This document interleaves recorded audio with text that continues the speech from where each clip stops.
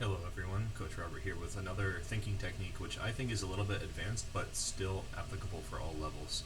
This one I'm borrowing from Aagaard, who's a famous chess author and probably the best coach who's out there these days in my opinion. And he uses this technique called the three questions. And the three questions are, what is the worst placed piece? What is your opponent's idea? And what are the tactical targets? And the point of asking these three questions is to get you familiar with the position to guide your calculation and to hone in on the right idea very quickly. So here's an example taken from a classic game that I picked to illustrate what I think the answer might be for these three questions. And again, this is a flexible way of thinking, so it's somewhat free form. It's not necessary that you will have the same exact answers as everyone else. You might even arrive at the same most powerful move through a different way of applying those same questions. So this is something you can tailor to your needs. So just have to remember what those three ideas in general are. One is worst placed piece, which means a piece that is not on an ideal square or is not taking part in the action. Either it's vulnerable or it's ineffective. I already made a whole video about worst placed piece. It was a little bit esoteric. It was on a live stream. You guys can search for it if you want to watch it. The next thing is, what is your opponent's idea? This is the essence of prophylactic thinking. So this is really focused on what your opponent wants to do. And it doesn't mean that the move you will play is going to avoid their idea, but you at least have to cope with whatever it is that your opponent has in store for you. This is probably what makes this an especially advanced thinking technique. Prophylaxis is hard. Imagining what your opponent wants to do requires a lot of higher order thinking. And the last thing is tactical targets, which I've recently released a video on. So you can check out that video if you want insight on any of these particular questions. So if you want, you can pause the video and ask yourself, what are the worst placed pieces for both sides? You have to do this for yourself and your opponent. Ask yourself, what are the tactical targets? I would ask for both sides this one as well. And you can also ask, what is your opponent's idea? You're only focused on your opponent's ideas, of course, because everything else should guide you to what your own idea would be. If it was that obvious, we would just ask one question. So you can pause and think about it. So in my opinion, white's pieces are all harmonizing pretty well. I don't think I can imagine a better way of placing these rooks without some major changes in the position. This knight is kind of ready to jump into various important areas, and it's also defending the area of white's king, so this knight seems pretty good. These are like the iconic twin gun bishops. They're doing really well, aiming at black's king. Maybe I would pick on this queen. So if I had to say a worst placed piece, maybe it's this one. And for black, I would actually identify maybe two badly placed pieces. I try to pick a worst, like absolute worst piece, just one. But it's good to identify when maybe two or more pieces are not doing that great. So I would say this queen, it looks very odd on b8, where it kind of is eyeing white's king, but it doesn't have any backup. And this rook on f8 is not very effective. Like, it's defending black's king, but I think I would rather have it here. Which actually brings us into the next thing. I think black's idea in this position is to bring a rook to d8.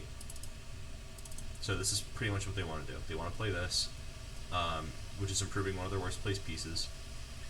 And in terms of tactical targets, I think it's important to focus in this video on how squares can be tactical targets, not just pieces. All of black's pieces are more or less invulnerable, right? If you're dreaming about doing something to attack this queen, not only is it nearly impossible, but it's ineffective. They would probably just put their queen on a8 or something, where then it's starting to exert some real pressure on the king side. So I would identify the tactical targets as like g7, attack once, defended by the king. h7, attack twice, defended only once. And so this whole region of the board in an extension is vulnerable to attack. So this kind of goes through our three questions. If I had to pick vulnerabilities for myself, I really don't think much is vulnerable. Tactical target might be my queen on c2 because it's being eyed by this rook, but I don't really feel a lot of danger on these squares in the king side. So it's mostly this queen. So with these things in mind, my queen's not that well placed. The attack should happen over here. My opponent's main idea is to play rook d8, which is not really that menacing. Maybe they would bring it to d5 next, and that might be a good idea, with the idea of doubling the rooks or something. But it's a kind of slow plan, so I'm not really intimidated. So for that reason, well, maybe I'll give everyone another chance. Maybe here's another time to pause the video, and considering what I've just said, maybe you could pick a different idea or an auxiliary idea to whatever you came up with earlier. I think the best move is queen a4. Of course, I have the benefit of having seen this game, so I know it's queen a4. But I did solve this position as a training exercise a couple months ago, and part of why I picked it for today is that I was not really able to hone in on Queen A4 being the best, but it makes a lot of sense in the context of these three questions. So Queen A4 is aiming for the king. I picked another reasonable move, I forget what it was right now, but Queen A4 is definitely very strong. Because, like, you might not see it if you're not thinking about all these factors at the same time. Like, if you're thinking just tactically, Queen A4 doesn't look like that effective, it looks slow. It looks like it doesn't manage this Rook D8 idea, but the idea of getting in on H7 where black is weak makes a lot of sense. So black played Rook D8 anyway, that was their idea, so they're just going ahead with it.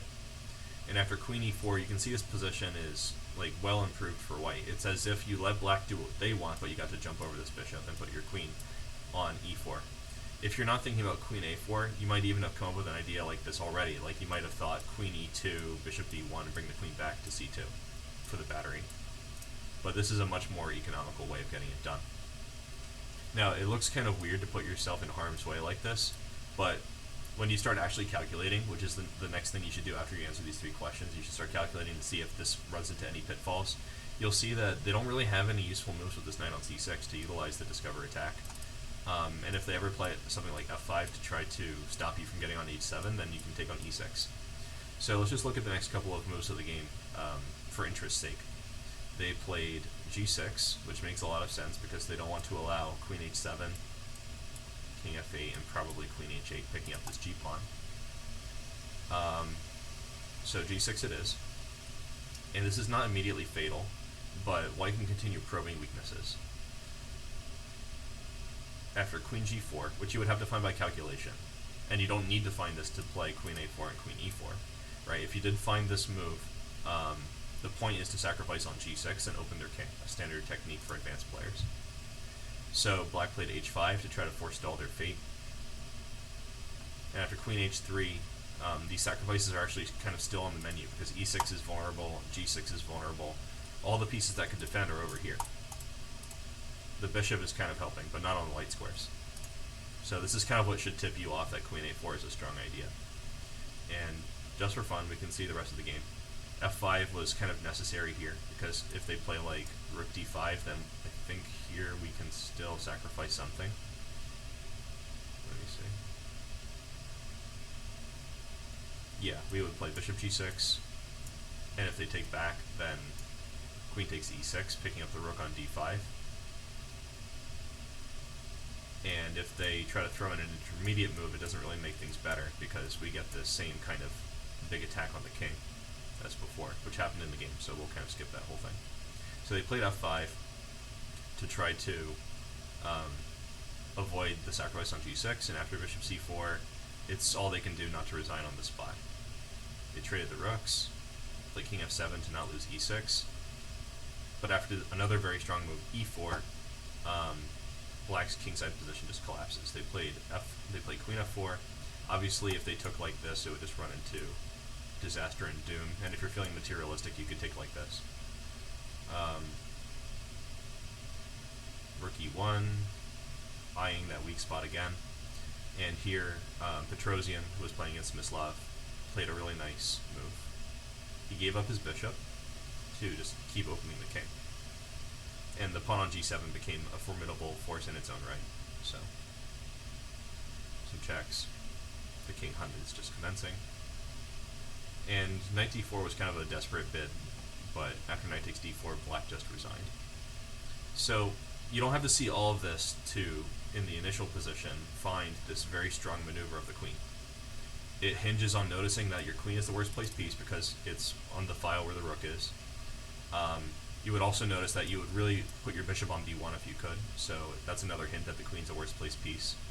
You would notice that the tactical targets are here on the king side, and that, you know, the best way to improve your piece is to bring it to attack these tactical targets, and that your opponent's the strongest idea is rook d8, and it's not really an effective move. At least not in preventing this very strong move, queen a4. Okay, well I hope you like this and that you'll check out my other videos. Take care, everyone.